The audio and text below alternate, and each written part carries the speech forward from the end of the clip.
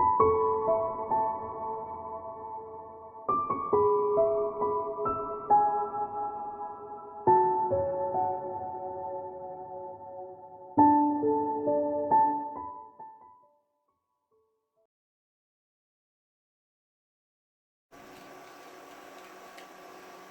lovelies, it's Jo from Angels and Ancestors, and darlings, I'm just jumping on quickly between the readings on Gorgeous Souls Tarot, just to bring you a new moon and solar eclipse reading, because I know this is an annual thing that happens, but I do know that because of the Mercury retrograde, and there's other planets that are in retrograde as well, that this is going to be quite a significant time for a lot of people. I'm just wondering where I've put a pair of glasses. Hold on a second, lovelies.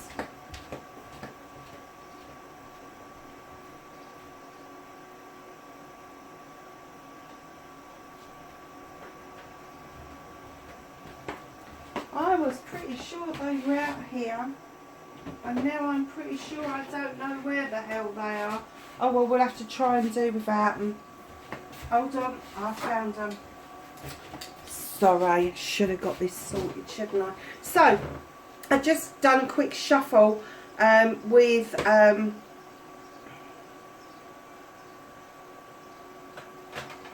the Oracle of Seven Energies and the Star Temple deck. So the Star Temple deck I pulled for the new moon, and then I pulled these cards for the solar eclipse, and then we're going to do a little bit of a reading with the good tarot as well. So starting off with your new moon on the 10th of June, the shining star glow. I no longer dim my light. I shine bright for all of those to see. And do you know something? I am not surprised by that card, because once the eclipse passes and the sun rises, it's just going to be beautiful. If you're up in time to see it, in the UK it's going to be best between 2 and 5 AM. I have got no intention of being up that time in the morning, I have to say. So, the Jade Star, Celiano, surrender. I am ready to let go with self-compassion. There is a massive shift going on here. Huge shift for the collective. Gateway of light, infinite. I have unlimited access to the divine mind. And then you have Merope, the fallen star, shame. I no longer hide my face. I step into my light with love. And don't I have to say, you have got 3 star cards there, and a light card. And do you know, when I look at the first one, the shining star, and I see the mirror image, I kind of get, there's one side of you that the world sees, then there's this other side of you that you feel that you've had to hide away, and now is the time for you to allow this glow to just happen around you and let people see that inner light, because you do need this self-compassion. You do need to take with dignity and grace. You know, giving is great, it's brilliant, but you need to take as well. You need to build your own self-esteem, your own self-worth up, and by doing that you will get self-compassion, and stop beating yourself with a bloody stick. So the gateways of life, infinite. Know that you just be, I know that other people are sort of saying about awakening and all the rest of it. I would just like people to be aware of what's around them, this awareness. And then when your awareness starts to expand, you become more connected to the divine mind. You become more connected to the quantum field. You become more connected to the collective and everything that's around you. So just infinite, just know that it can start, your awareness can start with just a tiny little thing around you. Be aware of self. and then when you become aware of self, you become aware that you are not just a physicality, you are not just your thoughts, you are not just your mind, and it will snowball from there.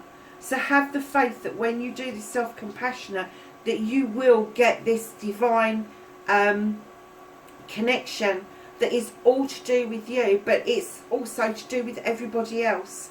But your awareness is going to be very different from everybody else's. And there's no need for you to hide your face any longer. What it is that you believe, you believe. Just say it. Just be it. Do it.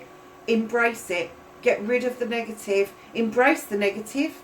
Don't give it any power. Embrace it. Tell it that you love it. And then release it. So the solar eclipse, into me, I say, you are really going within. You're doing a lot of searching. Your inner light, your inner child, whatever you want to call it, is calling you to be part of yourself and be aware of what's happening with you spiritually. And we use the word spiritual. This is your experience. This is nobody else's experience. This is not organised religion or organised faith. This is your own spiritual experience within.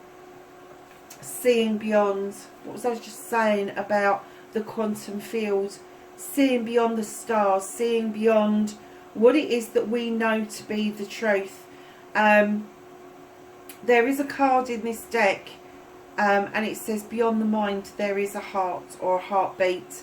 And I have to say that that's what you need to understand, that beyond our physicality, beyond our mind, there is this other part of us that is huge, and it is massive, and it's the bit of us that carries on after we leave our physical bodies behind. So seeing beyond now is massively, massively helpful to all the transitions in our lives. So then we have the great big love. This, do you know, I'm not going to say that this is a big love coming towards you, because it isn't. This is you understanding that you are the great big love. You have got so much to give, not just to the people that you love around you, but to the entire universe. You have so much that you want to gift to the world, that you want to put out there, that you want to heal, that you want to do so many different things. The great big love, it doesn't even explain it for you. It doesn't go far enough for you. But just know that you can take flight over this. You can. You've got the wings here. You've got the wings on here. And you've got the feathers on the headdress there. You can take flight around this new moon and the lunar eclipse, whether it's retrograde or not. I have some cards for the retrograde phase.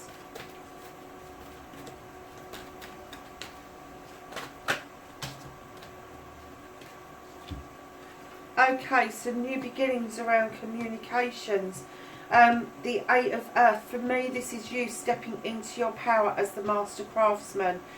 You are crafting your way for communications to be better for you. You have the King of Earth. If this is you, if you are standing in this power, you are going to be a business person. You know how to bring stability and abundance. You know how to nurture, how to love and comfort. If this isn't you, if this is somebody around you, know that this person in Mercury retrograde, if they're not currently around you, they will make their presence felt around you. So communication is going to open up, possibly with this King of Earth, male or female.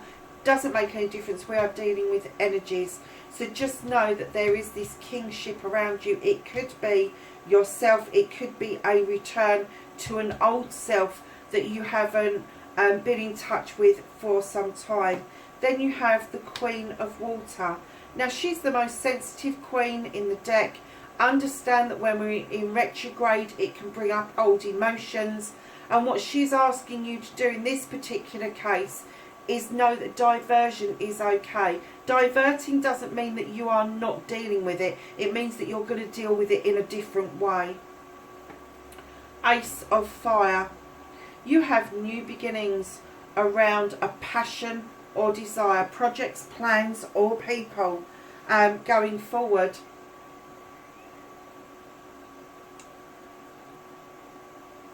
Something that's really dear to your heart, that makes your heart flutter, that makes you get the collies, have that tingle down your spine. It is something that's coming forward towards you. That after the new moon, I think it's going to be more, you're going to be more aware of that coming towards you. You also have the 9 of Earth. This is the wish fulfillment. This is you wanting that job, getting that job. This is you wanting that home life, getting that home life. Work-life balance coming into play. This is you having enough money to pay the bills. This is you being able to offer out some stability and abundance to all of those that is around you. And then you have the 7 of Air. Now with the 7 of Air, this is choices and blessings that are around you. You are aware of the choices and blessings, but you are holding back because you are not 100% certain of what it is that you want and where you want to go with this. Know that it's okay to sit and think about things. It's not okay to start over processing and coming up with 1,000 scenarios before you make a decision. There are other people that are involved in this decision that need a decision to be made around you. Have an outcome card, please.